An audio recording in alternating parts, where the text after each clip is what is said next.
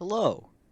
This is a comprehensive guide of the After the Flash Wintertide Beta Mutant Guide, last updated 2/24/2022. This video, or audiobook, is roughly inspired by the Everything You Need to Know About Mutants in After the Flash video by Rocket Ridge, but a revised edition for the Eldritch mutants of After the Flash Wintertide. And we'll begin with the backstory. Though many rumors exist, the true origin of mutants is almost entirely unknown. Some claim they had been the byproducts of radiation and the weapons left by the Flash, while others state that they had been around before the Flash had even begun. These beliefs are often widely disputed amongst Wastelanders, though most understand that the first mutants came from somewhere along the North American west coast, particularly near the vast network of mountain settlements in California and northern Baja California. The first of the Eldritch would emerge from their stasis sometime in 2099. The introduction of Eldritch mutants across the Americas is believed to have sent human settlements into a panicked frenzy, resulting in complete obliteration of most mutant settlements and societies. The introduction of Eldritch mutants across the Americas is believed to have sent human settlements into a panicked frenzy, resulting in the complete obliteration of most mutant societies, and the incredible division between the two species even to 2161. South Point State. South Point State is a free state, or federation made up of loosely aligned mutant holdouts in northern Ohio. Its people coming from a multi-decade history of barely avoiding annihilation on the western coast of Lake Erie. Many disorganized alliances of settlements exist in the unclaimed territories of the Great Lakes, and as insignificant as it is, South Point is one of the few governing bodies run by all mutant members, save for Durwood to the west, a mixed town where the mutants and humans have come to a shaky agreement to coexist. The mutants of this federation are mostly ignorant of their categorization as an organized state. They only maintain thin lines with each other. In recent years, South Point State has found itself uncomfortably sandwiched between the Coalition and the Northeast Union Territory. And though it likes to pound its chest and at times make examples of them, the Coalition is more than happy to let the state and other unaffiliated settlements act as buffer zones between them and the land-hungry NEU, which is making attempts at advances on all fronts. South Point Village, once known as High Ridge, is the oldest and most stable of all the towns in South Point State, comfortably insulated in the remote wilderness of the South Sunrise Islands. It survives off of fickle scraps of travelers with enough gall to wander through their lands. Due to its lack of any significant human allies, ND, or Northeast dollars, are considered completely worthless in the village, with the preferred method of trade being that of barter. Stasis. Mutants are born with an invisible biological clock, which starts with a seemingly random amount of time. This invisible timer could strike zero when the mutant is only a few months old, when they're 72 years old, or at any other time. Generally, the mutant will become far hungrier and sluggish in the 2 to 4 weeks before they enter stasis. Stasis appears as a fleshy sac covering the entire body. This process is treated with fear, avoidance, or sorrow by mutants. However, some treat it with a sort of natural or religious reverence.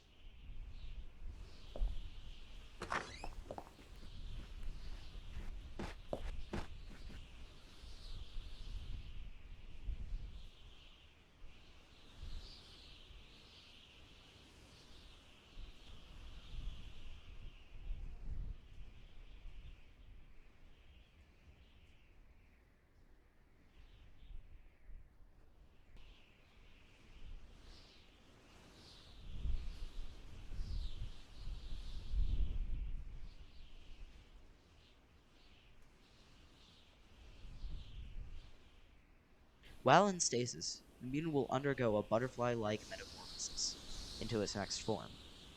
If the cocoon is damaged during stasis, the mutant inside will die. After 2 to 4 weeks in stasis, the mutant will emerge as an Eldritch. The age a mutant enters stasis can determine what kind of Eldritch they will emerge as. In rare settlements such as Durwood, the local mutants have agreed to kill their own during stasis so they cannot emerge later as Eldritch. And in this photo we have an unsuspecting Wastelander stumbles upon a decorated stasis cocoon inside of a building. Eldritch mutants. Eldritch mutants are secondary forms of mutants. When an Eldritch emerges from stasis, they will usually maintain some semblance of awareness of their pre-stasis friends and family. However, will have a level of intelligence and awareness comparable to that of a dog. Some Eldritch types have similarities in behavior to natural creatures such as wolves, bears, and mountain lions, while others can be disturbing or even horrifyingly alien in appearance. It is rumored that in rare cases, an Eldritch might enter a second form of stasis, or even a third, growing far more monstrous or regaining some level of intellect. However, these are mostly tall tales or exaggerated encounters. It is rumored to have happened on the Sunrise Islands, though it has yet to be documented. There are certain mutations that most Eldritch experience, regardless of their age when they enter stasis. These mutations are minimal ones that appear due to the nature of stasis. They're not intended, but a leftover residue that often gets buffed out with time.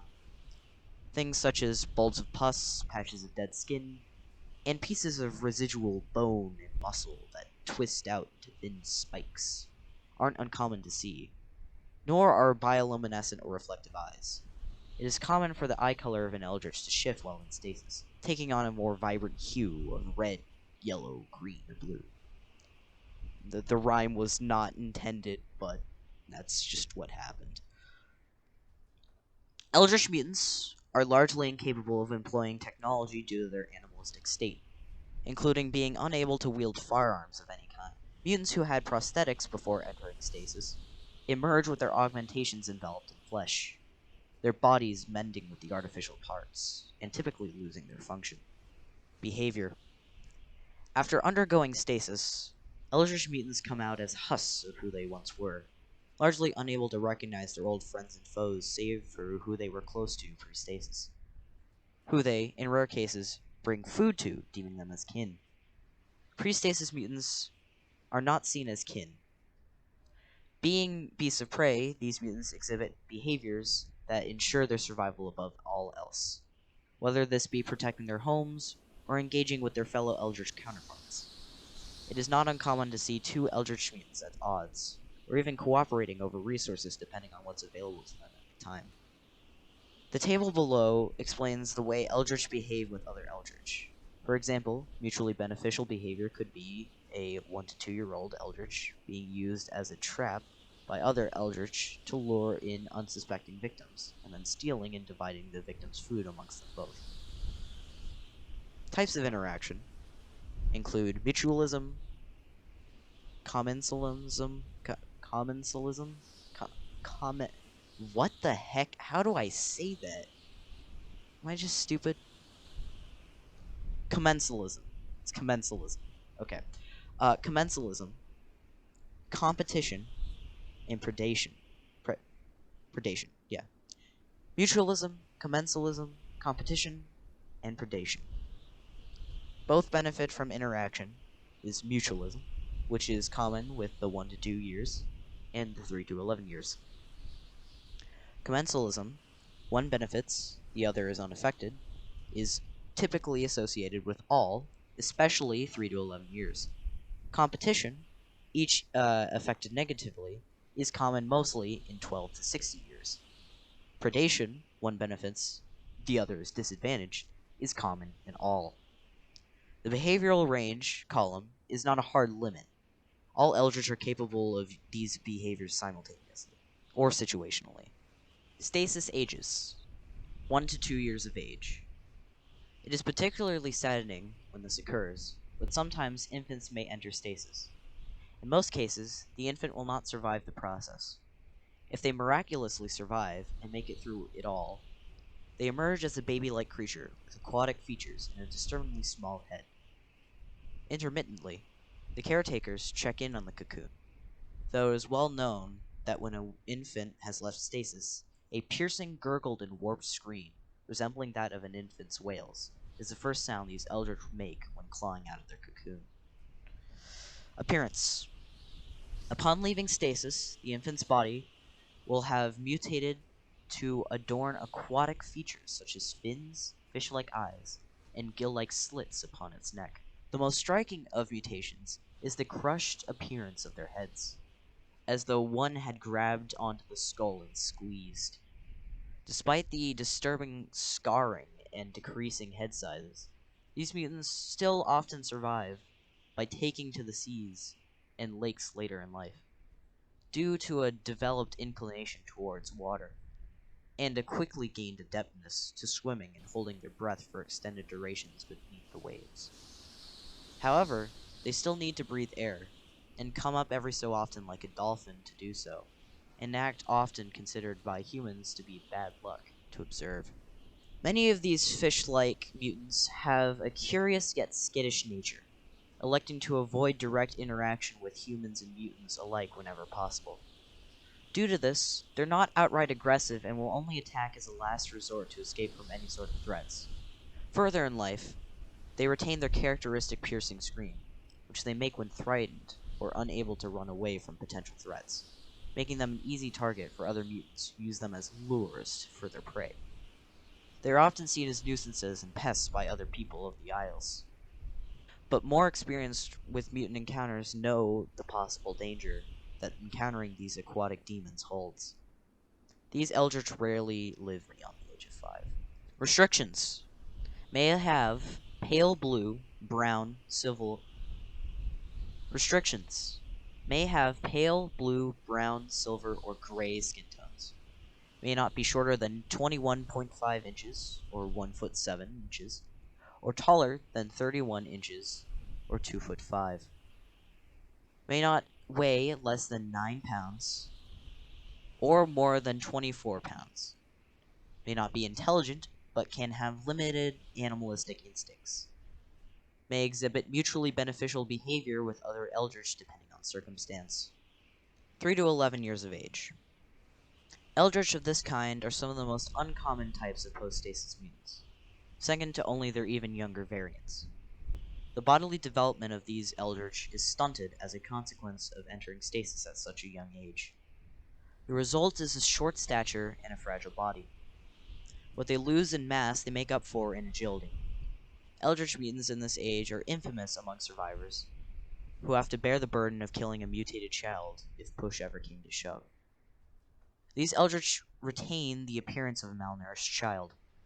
The age at which they enter stasis is prevalent for the rest of their life, and does not change as they grow older. The stunted development leads to many issues, both internally and visible to the naked eye. The body of these mutants will have bones sticking out of their joints, ribs protruding at the surface, crooked backs, and a head with larger proportions than the rest of the body. This, coupled with lifeless eyes and long nails, make them a horrific sight to behold. They often wander the wasteland in search of a parental figure, resulting in a much more decayed appearance. Their minds are usually left fractured due to the stasis at such a young age, causing these Eldritch to be prone to depressive breaks due to their need for other Eldritch to give them a sense of comfort. They see many large Eldritch as guardian figures that will look up towards and follow. They see many large Eldritch as guardian figures, which they will look up towards and follow around, quickly becoming extremely attached to them once they find one. Their emotions are hard to control, randomly going into bouts of mania, hyperactivity, or a sort of anger for short periods of time. When threatened, they are prone to run away and hide than to fight. While not outwardly aggressive towards humans, they may lash out if they feel cornered by any threat that tries to get away, accompanied by loud shrieks that may attract other Eldritch in the area. Restrictions: may have pale blue, pale green, pale yellow, gray, or cool red skin tones. May not be shorter than 37 inches, 3 foot 1, or taller than 56 inches, 4 foot 8. May not weigh less than 31.5 pounds, or more than 81.5 pounds. May be used for indirect combat, i.e. screaming to attract other Eldritch. May have animalistic intelligence and instincts, fight-or-flight responses. 12 to 60 years of age. The most common type of stasis that mutants go through, with the widest amount of variety in terms of the outcomes of their stasis period. When a mutant goes through stasis, the mutations they go through are sometimes unpredictable. At times, mutants may come out with very little physical change to them. the only distinct change being their now feral state of mind. In others, large physical changes to parts of their body cause them to look like twisted monsters, only faintly resembling the figure that they were pre-stasis. Traditionally, these mutants are adaptations fitted to the environment of the Eldritch mutant. Typical Eldritch within this age range appear in many shapes and forms, and are not defined by a singular body type. They may be tall and lanky, short and stocky, or anything in between. Rumors state that the lifestyle of a mutant determines their post-stasis characteristics, or that location and age are the deciding factors. However, nobody is quite sure what determines the nature of Eldritch mutants.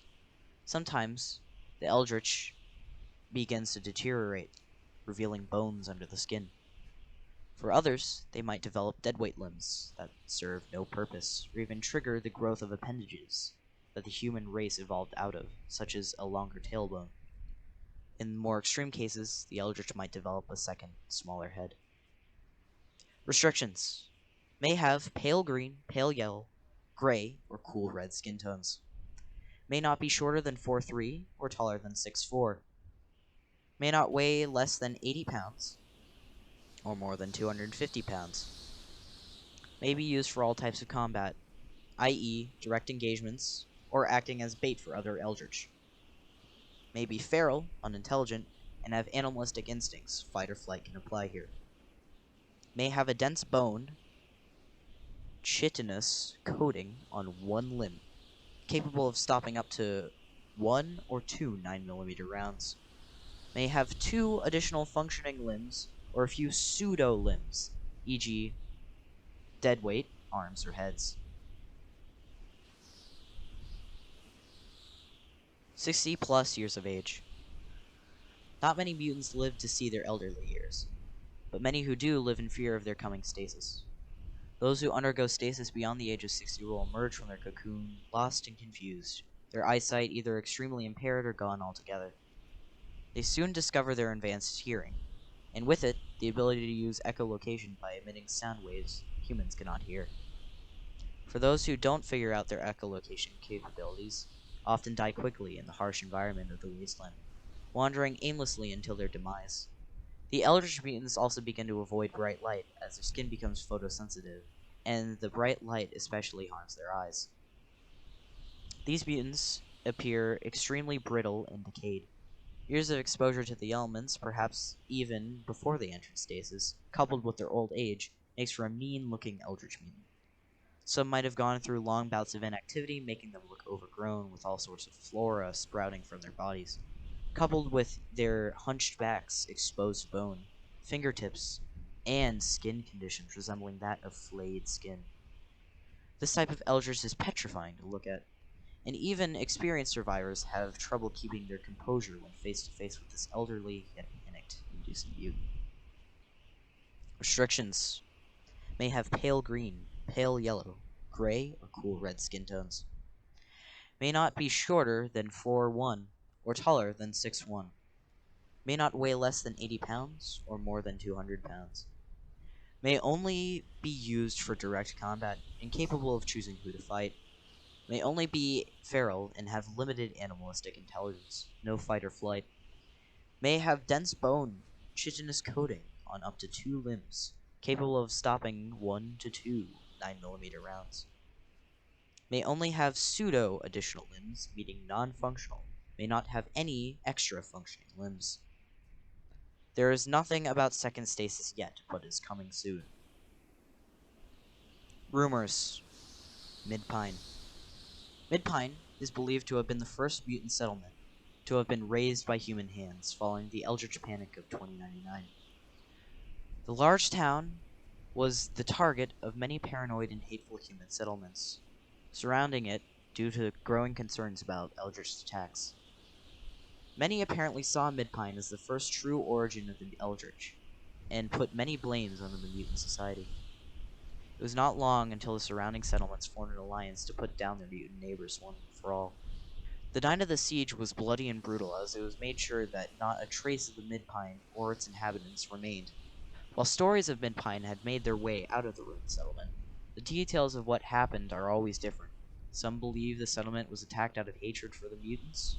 Others believed it was an act of retribution for the mutants of Midpine, strong arming the nearby human settlements. Whatever the case, the story always serves as a justification for more malicious mutant actions against humans. The phrase, "Remember Midpine," has made its way across America, now serving as a chant for mutants in favor of separation from humans. In this photo, we see one of the only surviving photos of Midpine before its destruction, taken somewhere around 2097. Darkport. For many of the older human inhabitants within the Isles, the lone mention of Darkport is enough to send a shiver down their spines. Originally consisting of what was thought to be a downtrodden band of mutant refugees from the east, Darkport would soon cement itself as one of the most powerful and violent mutant settlements within Lake Erie. Originally doing so out of a means of self-defense, Darkport would go on to terrorize the human populace of Sunrise Isles, becoming infamous for their weaponization of the Eldritch.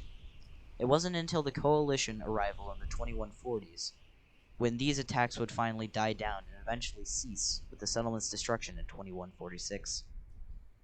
Nowadays, Darkport's name is little more than a scapegoat used to justify. Nowadays, Darkport's name is little more than a scapegoat used to justify hostilities against the mutant populace. Third stasis. Few throughout the Waste can claim to have encountered what some believe to be the third stasis for Eldritch mutants. Often dismissed as hallucinations, tricks of the light, or such deceptions, third stasis Eldritch mutants are typically described as incredibly sized and animalistic in shape and nature.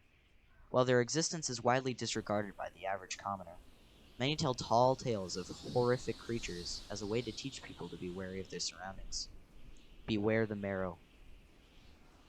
And this is the character designing screen, which I don't really need to read out, but like it's really useful. It's very helpful in designing mutants.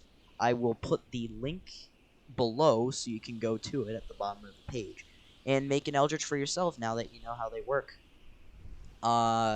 Closing remarks. Mutants are very fun to play in every After the Flash game except for Overcast, because they're not really mutants, let's say, unless you play as the animal ones. But if not, you're just playing as a sad guy who's slowly dying of necrosis. Join South Point, very fun faction. It's my favorite faction. I've joined all of them except for Alumni and USRF, because I don't like military factions. But, yeah. South Point, definitely a good one. Would recommend. Very interesting lore. And that's all. I may make a revised edition if this is ever finished and they do stuff like second stasis. But yeah, that's all. Thanks for watching. Hope you enjoyed. It's kind of a short little video, but nice to listen to in the background when you're doing whatever the heck. Yeah, stay tuned for more content. See ya.